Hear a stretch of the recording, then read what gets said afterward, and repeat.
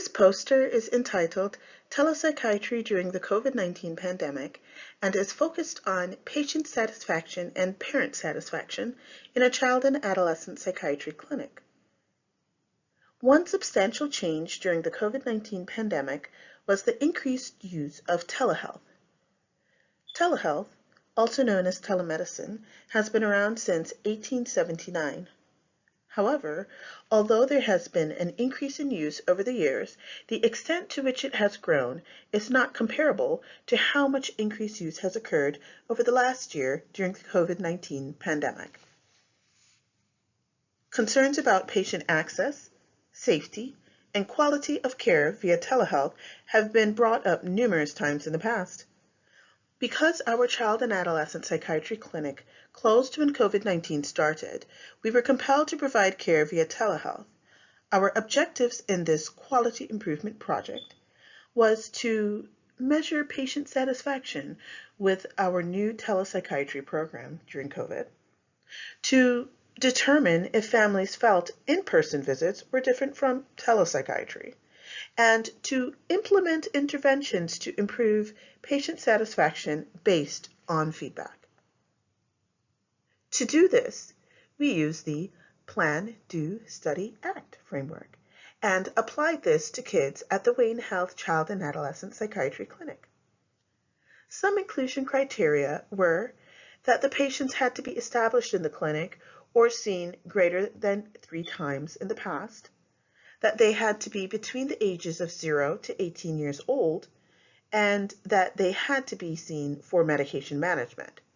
Some exclusion criteria were patients that were only being seen for psychotherapy and patients greater than 18 years old.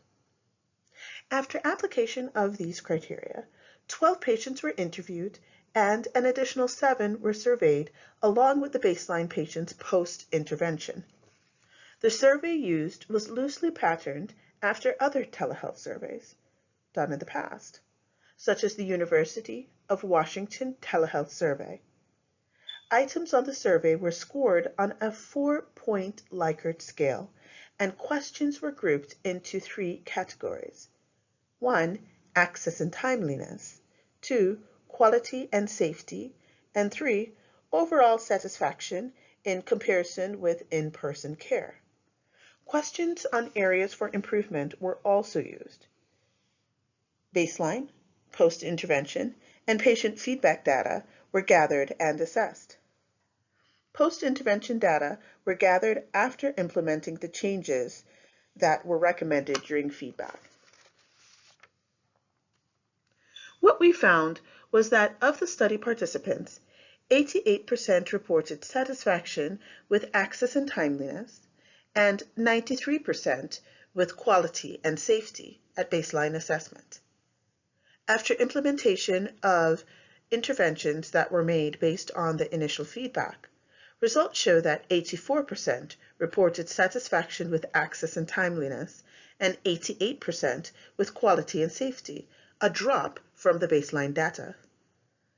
Initial results on overall satisfaction with telepsychiatry was 42%, meaning that patients felt telepsychiatry is just as good or better than in-person services, and post-intervention, this number dropped to 37%. Despite improvements made, many families feel that their kids are more engaged when in person. When considering the results, the patient and patient's family's overall perspective of telepsychiatry is different from what they rated on access and timeliness and quality and safety sections.